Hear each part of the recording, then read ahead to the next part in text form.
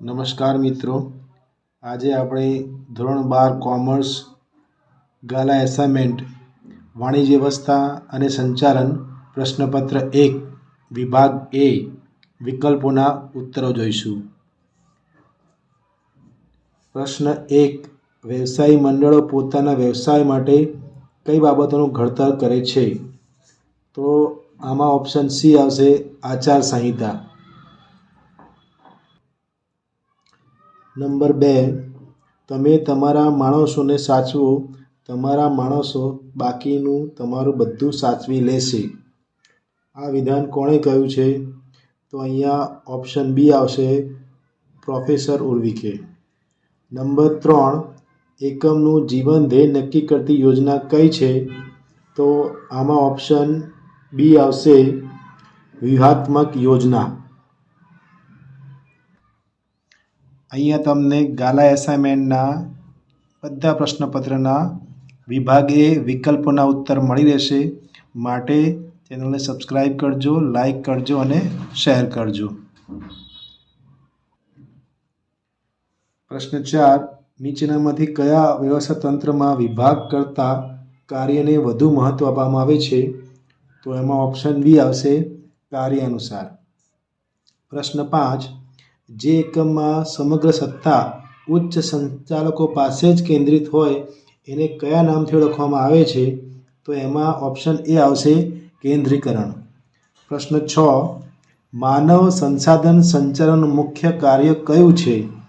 તો એમાં option C આવશે, કર્મચારી આયોજન. પ્રશ્ન 7. બિનસંચાલકીય કર્મચારીની પસંદગીની પ્રક્રિયા કેવી છે?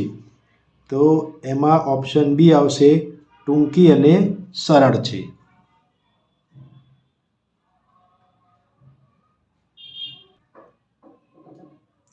પ્રશ્ન 8.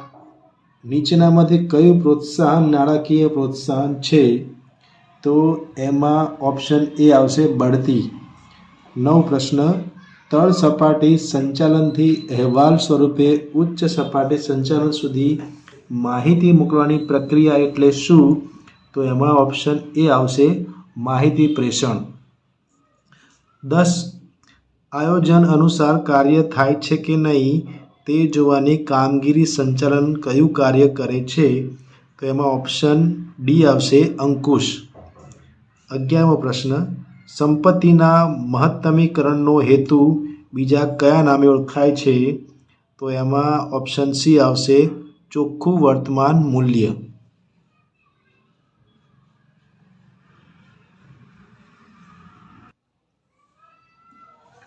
12મો પ્રશ્ન. વિદેશી રોકાણ સંસ્થાએ તેની નોંધણી કોની સમક્ષ કરાવવી પડે છે? તો એમાં ઓપ્શન ડી આવશે, સેબી. 13મો પ્રશ્ન. 1 વર્ષ કે તેથી ઓછા સમય માટે પાકતી મુદત ધરાવતી જામીનગીરીનું બજાર એટલે? તો એમાં ઓપ્શન સી આવશે, નાણાં બજાર. 14મો પ્રશ્ન. જામીનગીરીઓના ખરીદ વેચાણ કેટલા પ્રકારના ઓર્ડર હોય છે? તેમાં ઓપ્શન એ આવશે, 2 પ્રકાર.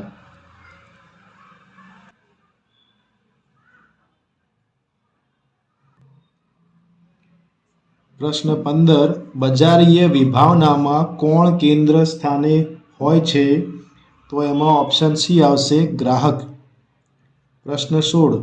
જ્યારે ઉત્પાદક ગ્રાહકને સીધું વેચાણ કરતો હોય ત્યારે કેટલી સપાટીવાળી વિતરણ વ્યવસ્થા ઊભી થઈ એમ કહેવાય? તો એમાં ઓપ્શન ડી આવશે, 0. પ્રશ્ન 17.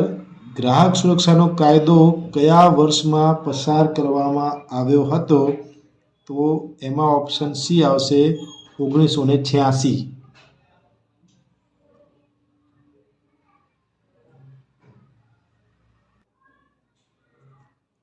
18મો પ્રશ્ન.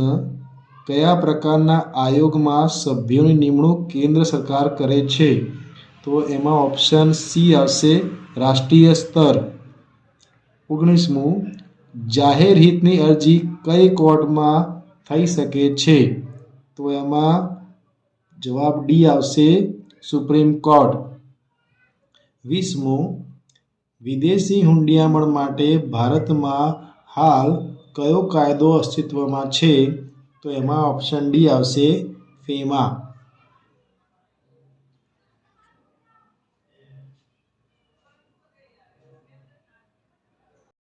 फ्रेंड्स वीडियो पसंद आए तो लाइक एंड शेयर कीजिए, चैनल को सब्सक्राइब कीजिए.